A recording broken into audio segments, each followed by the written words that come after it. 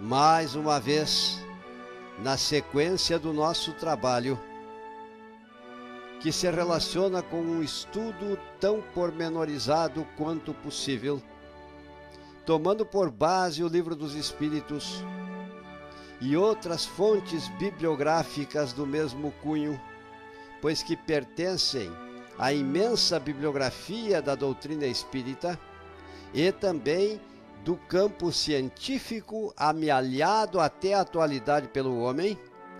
Vamos dar prosseguimento na gravação de hoje, que traz o título A Gênese e a Vida, número 18. Antes de iniciarmos esta gravação, queremos externar nossos agradecimentos ao nosso irmão Gastão Gal, o qual tem feito para nós, com sua prestimosa colaboração, a passagem do programa para a página do Facebook, a fim de que a mesma seja tomada pela Casa Virtual Luz Espírita e faça a devida divulgação, eu diria, em caráter tão longo quanto possível, pois que já estamos entrando com apresentações espíritas feitas pela Cavili na Espanha. Para que vocês possam, prezados amigos, prezados irmãos, conseguir a sintonia, basta que vocês acessem ou na página Facebook ou ainda as outras programações no endereço www.cavili.com.br, e facilmente então vocês terão acesso nestas programações que estão sendo feitas por esta casa virtual, que tem todas as características de centro espírita, pois que todas as funções desempenhadas num centro espírita também estão sendo postas em prática através da rede virtual chamada Cavili. Nós queremos suplicar a Divina Providência que nos ajude para que nós possamos ter o amparo espiritual, a fim de que sejamos bem-sucedidos nestes objetivos para os quais estamos nos propondo. É uma súplica que sempre fazemos, em nome do Divino Mestre Jesus, aos mentores espirituais amigos. Então, na sequência das análises focadas neste mesmo tema do qual falamos há poucos momentos, relaciona-se hoje com os milagres. Nós diremos que esses milagres mesmo até podem acontecer, mas só um ser é capaz de realizá-los. Somente se Deus fizer, os milagres acontecem, visto que nada é impossível para a inteligência suprema. Só Ele seria capaz de derrogar suas leis. Deus que é a causa primária de todas as coisas. Resta-nos, porém, a interrogação: será que Deus precisa fazer milagres? Será que precisa derrogar suas leis, pelas quais tudo se realiza? Leis perfeitas foram instituídas, e pelo que podemos, ou pelo que podem os homens,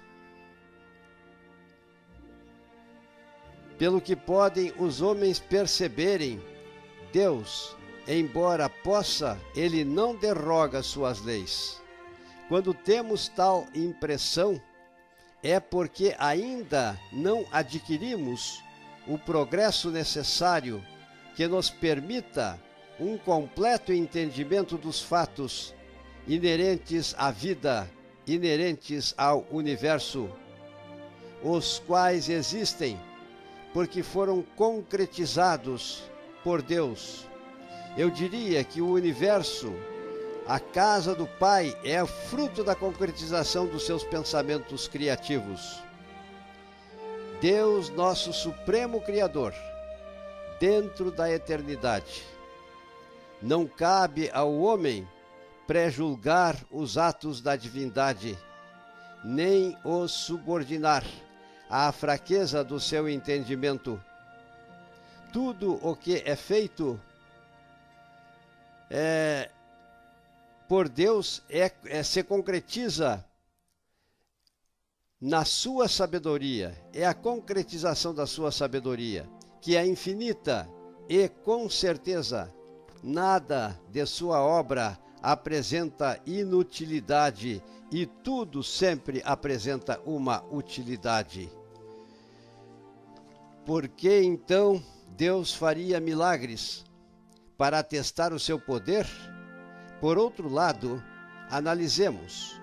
O poder divino não está configurado na sua obra, que transcende o nosso entendimento. A nível de micro e macrocosmo, nas múltiplas dimensões, assim nas partes mais gigantescas, que são as moradas da casa do Pai, como também nas mais mínimas, todas elas estão configuradas por leis que regem a harmonia universal. Por que derrogaria suas leis? Vamos ilustrar um pouco, imaginando um relojoeiro. Será que teria sentido este relojoeiro desmanchar seu relógio, por ele montado, para mostrar que poderia desmantelar o que teria feito? Seu saber, ao contrário, não é evidência da perfeição da sua obra? É nestes aspectos que precisamos analisar e pensar, meus irmãos, quando muitas vezes, não admitindo que somos pessoas, seres muito limitados, aquilo que não entendemos, conferimos aos mesmos como sendo um milagre. Não é, pois, da alçada do Espiritismo a análise dos pretensos milagres. Não sendo necessários milagres para a glorificação de Deus, nada no universo se produz fora do âmbito das leis gerais. Deus não faz milagres, porque, sendo como são perfeitas as suas leis, não lhe é necessário derrogá-las. Ainda nos faltam muitos conhecimentos necessários para a compreensão global das leis divinas. Se Deus derrogasse uma lei, a mesma já não seria imutável. E nós sabemos que as leis divinas são imutáveis. Mesmo, porém, que semelhante derrogação acontecesse, ter-se-ia que reconhecer que só Deus dispõe deste poder. Não se pode admitir que a derrogação de uma lei divina seja consubstanciada para reduzir para seduzir, melhor dizendo, os eleitos por parte das forças do mal. Nós é que somos, meus irmãos, limitados no campo dos conhecimentos e muitas vezes não temos condições para interpretarmos devidamente tudo aquilo que observamos, e por não entendermos muitas vezes equivocadamente, as pessoas chamam de milagre. Um milagre implicaria na ideia de um poder igual a Deus, se fosse milagre, porque milagre significa derrogação das leis, pela convenção e entendimento que possuem os homens a respeito destes fatos chamados milagres. É, no entanto, o que ensinam. Se Satanás, que para nós é uma utopia equivocada, tivesse o poder de sustar o curso das leis naturais, que são obras de Deus, sem a permissão deste, mais poderoso seria o demônio que a divindade. Logo, Deus não possuiria onipotência. E se como pretendem, delega poderes a Satanás para mais facilmente induzir os homens ao mal, faltar-lhes-ia soberana bondade. Eu peço até desculpa, mas nós precisamos insistir no tema. Tem certos fatos que dependem da nossa capacidade de análise. E com a nossa capacidade de análise, pelo progresso ao qual a humanidade chegou, passo a passo vamos nos libertando daquelas crenças equivocadas que até mesmo se acham registradas em textos bíblicos por fruto da interpretação feita por pessoas do passado que não tinham condições de julgar.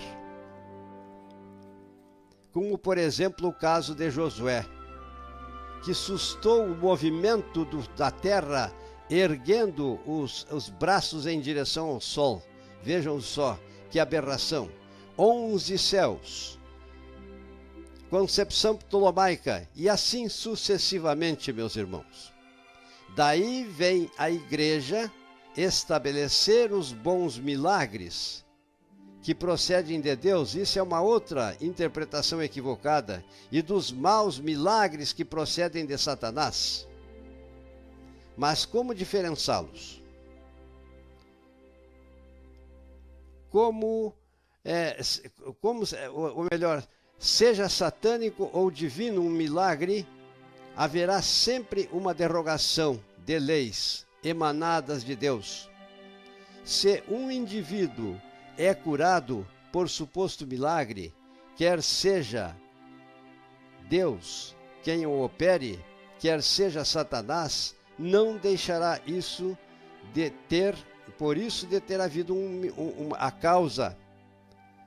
E nessa circunstância, forçoso é reconhecer, se torna fazer um critério de imensa pobreza na inteligência humana, para pretendermos que semelhantes doutrinas possam ser aceitas nos dias de hoje. Na verdade, estamos, quando assim nos expressando, realizando uma crítica construtiva, não significando que tenhamos a intenção de agredir pessoas ou seguidores de crenças, porque muitas vezes isso está provado pela história. Nas crenças existem as ingerências humanas. Isto é um fato comprovado. Muitos fatos aparentemente miraculosos são efeitos naturais de que se podem utilizar espíritos desencarnados e encarnados, bem como o uso da inteligência e conhecimentos científicos. Também podem ser empregados para o bem e para o mal, conforme exista a preponderância da bondade ou da perversidade. Mas a religião, dizem, se apoia em fatos que não são explicados ou explicáveis. Inexplicados, talvez. Inexplicáveis já é outro assunto. Que sabem os homens das descobertas e dos conhecimentos que o futuro lhes reserva. Sem falar do milagre da criação, o maior de todos, sem contestação possível, já pertencente ao domínio das leis universal. Não vemos reproduzirem-se hoje, sob o império do magnetismo, do sonambulismo, do espiritismo, os êxtases, as visões, as aparições, as percepções à distância, as curas instantâneas, as suspensões dos corpos mais pesados do que o ar levitando, mais pesados, ou melhor, as comunicações orais e outras com o mundo invisível, fenômenos esses conhecidos desde tempos imemoráveis, tidos outrora por maravilhosos e que, presentemente, se demonstra pertencerem à ordem das coisas naturais, de acordo com as leis constitutivas dos seres. Os livros sagrados estão cheios de fatos desse gênero, qualificados de sobrenaturais, como porém outros análogos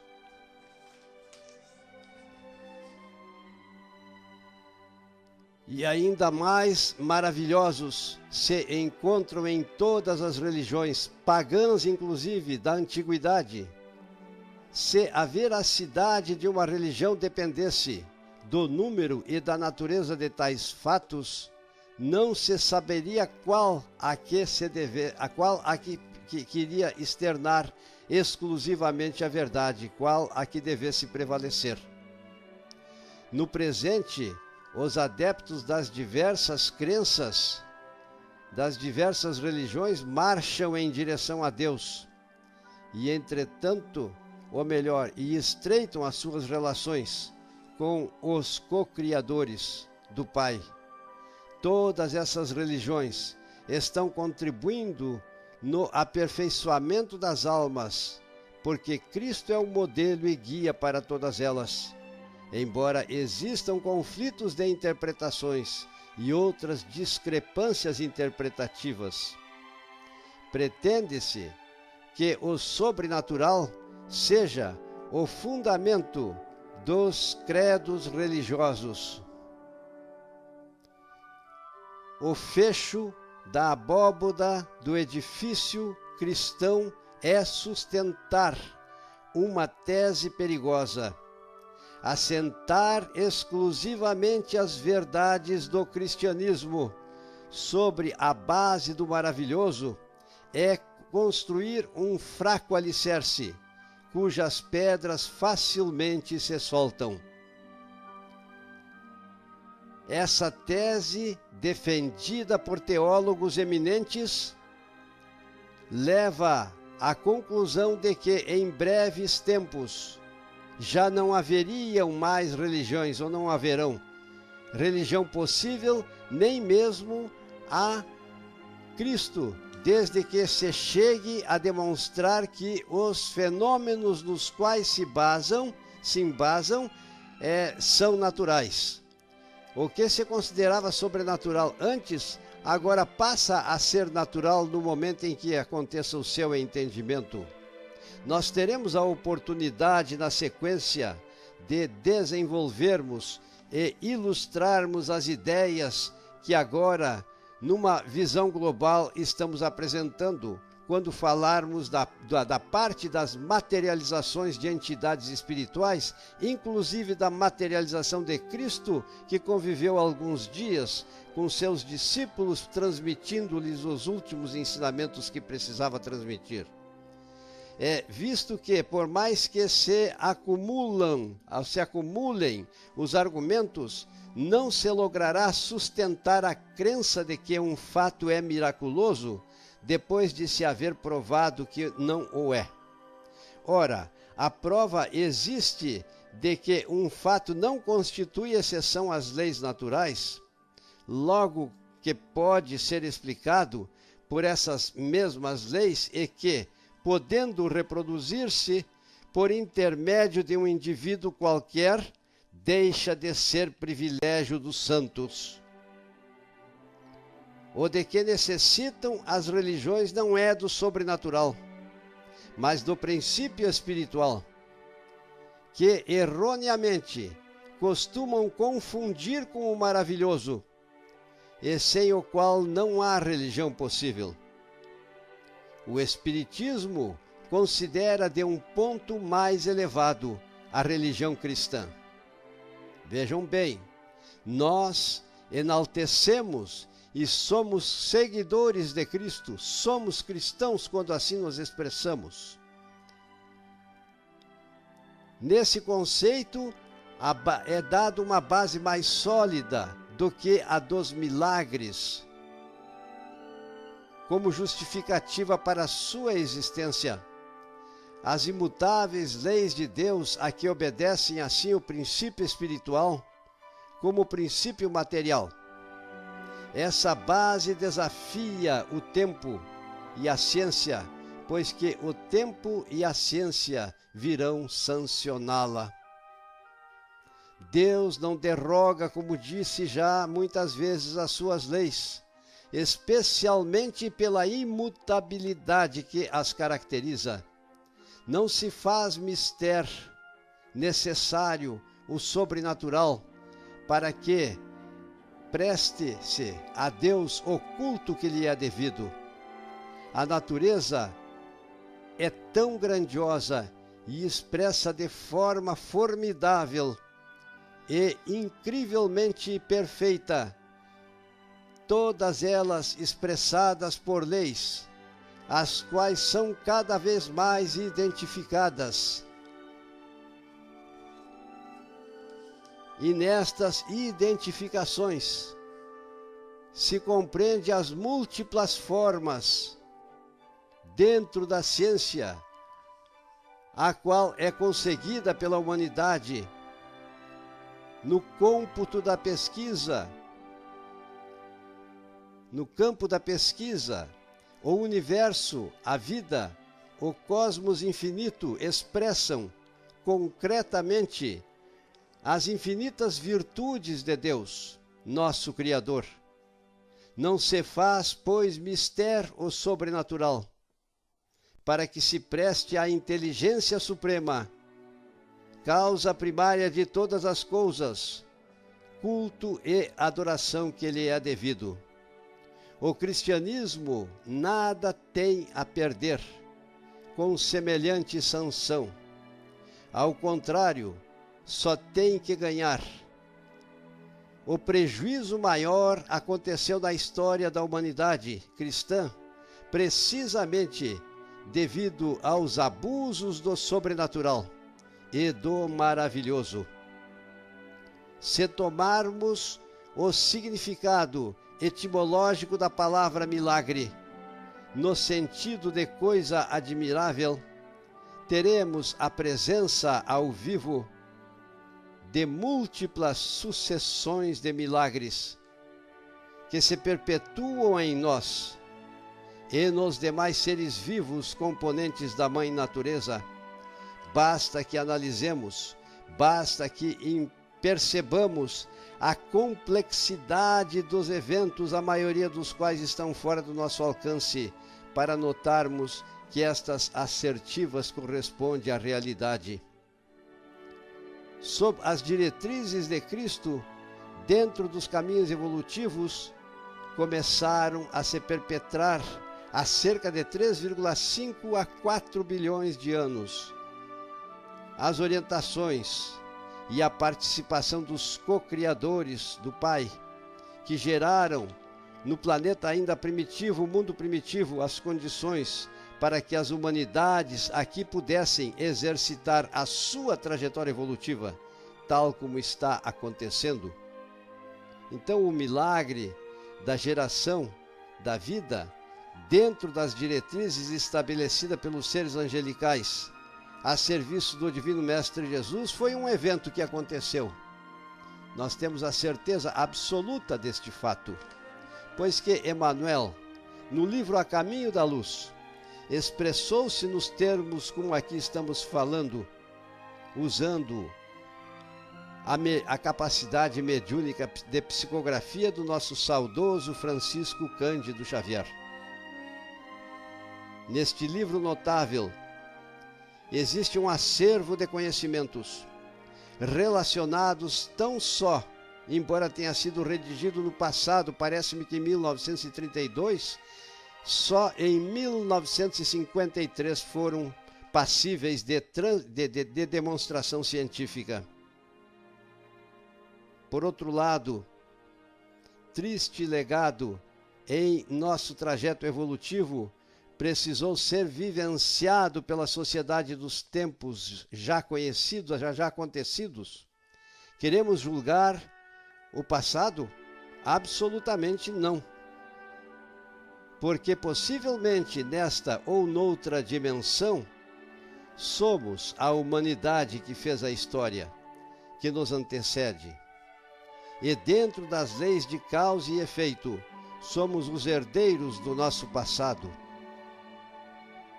As causas e os efeitos através das leis divinas perfeitas e imutáveis são os agentes da nossa transformação em termos de progresso em direção a Deus. É claro que nossas expressões nestes termos embasam-se no fato de sabermos que nós somos oriundos do passado, tivemos múltiplas existências na pluralidade dos mundos habitados, é onde exercitamos a evolução das nossas almas por meio dos processos reencarnatórios. Se quisermos dar ao povo em grande parte, ainda no estado de simplicidade e ignorância, aos pobres de espírito, uma ideia do poder de Deus, coloquemos em evidência a imensidão infinita da sua sabedoria, concretizada no universo infinito, as moradas, como disse, na casa do Pai, onde tudo se concretiza por leis, as quais vamos identificando, na medida em que a nossa trajetória evolutiva acontece, através do esforço individual e coletivo.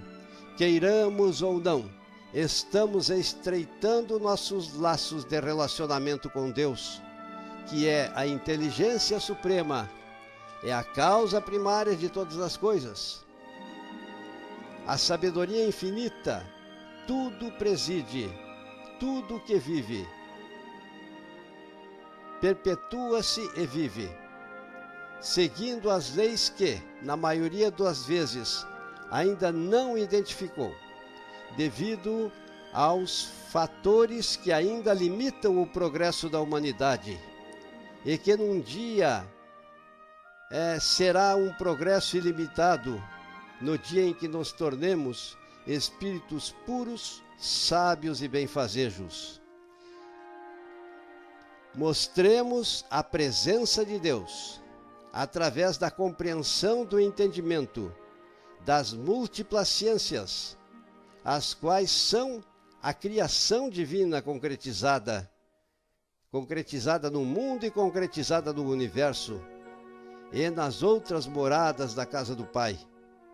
Quanto mais a humanidade avança no campo científico e tecnológico, tanto mais em relação às verdades universais, mais luminosidade adquirimos no saber de como somos pequenos a respeito das verdades universais. Não há efeito sem causa, meus irmãos, e a inteligência suprema é a causa primária de todas as verdades, sejam elas referentes à matéria ou também às verdades da dimensão espiritual. Façamos o homem compreender, principalmente, que o mal real é obra do homem e não de Deus. O mal aparece no momento em que o homem, nas suas atitudes, transgride as leis divinas que são imutáveis. Não procuremos apavorar a humanidade com o quadro das penas eternas, e que acabam não mais crendo, porque o ser humano está evoluindo. Se nós, seres humanos, somos incapazes de condenar um filho nosso a uma pena eterna, como Deus, que é o exemplo vivo do mais puro amor e poder, iria ter esta forma comportamental em relação a nós? Quem ama não é capaz de odiar. E Deus, é o exemplo do mais vivo, mais puro amor, é a expressão da máxima sabedoria, globalmente falando, num grau infinito. Então as pessoas são levadas muitas vezes a duvidar da bondade de Deus, em função destas crenças que precisam acompanhar o processo evolutivo. no nosso caminho, por maiores que sejam as culpas oriundas das transgressões contra as leis divinas, sempre teremos a oportunidade de sermos perdoados, de nos auto-perdoarmos e repararmos todas as nossas culpas.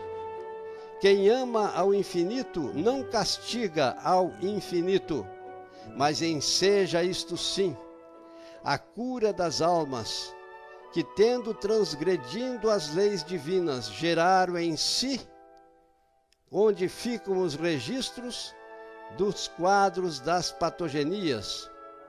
Emmanuel mesmo disse ser uma alma doente, aguardando alta no hospital planetário chamado Terra. Todos, com raras exceções, somos almas doentes. Até posso dizer sem medo de cometer um equívoco, a única alma saudável que veio ao planeta Terra representa o maior presente que Deus ensejou à humanidade. E é claro que estamos nos referindo à vinda do Divino Mestre Jesus.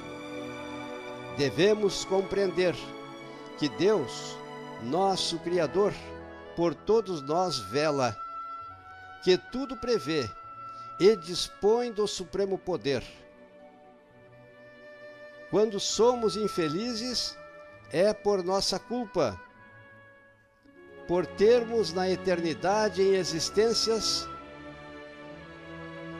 pregressas ou presente mesmo transgredidos as leis divinas que Cristo, Espírito mais evoluído que veio à Terra, deixou para nós através dos seus ensinamentos.